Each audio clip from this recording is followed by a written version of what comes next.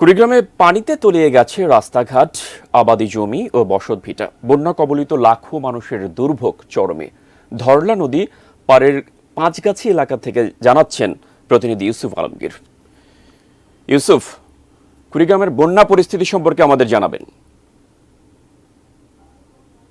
আমি এই মুহূর্তে আছি যে কুড়িগ্রাম এবং যাত্রাপুর যে এই অঞ্চলের সবচেয়ে বড় হাট, সেই সড়কের এখানে যে এবং সেখানে প্রধান সড়কের মধ্যে কিন্তু পানি ওঠায় পুরো যোগাযোগ ব্যবস্থা ভেঙে গেছে এবং এই গত কয়েকদিন ধরে এই সড়কে পানি এবং মানুষের যে দুর্ভোগ এবং এই সড়ক দিয়ে প্রায় 4টি ইউনিয়নের মানুষজন কিন্তু যাতায়াত করে এবং সেইখানে মানুষজনের দুর্ভোগ চরমে উঠেছে এবং তারা এখন নৌকায় হয়ে গেছে প্রধানতম যান।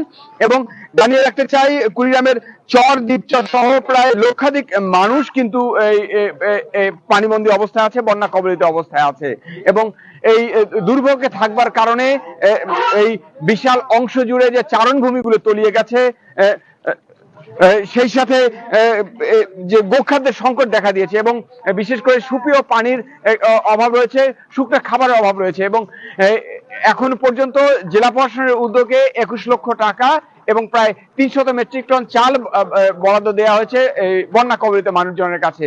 তবে বন্যা কবলিত মানুষজন কিন্তু বলছে যে সেটি আসলে একেবারে অপ্রতুল এবং এই তলিয়ে থাকবার কারণে, গ্রামের পর গ্রাম তলিয়ে থাকবার কারণে এই মানুষজন কিন্তু দুর্ভোগে আছে।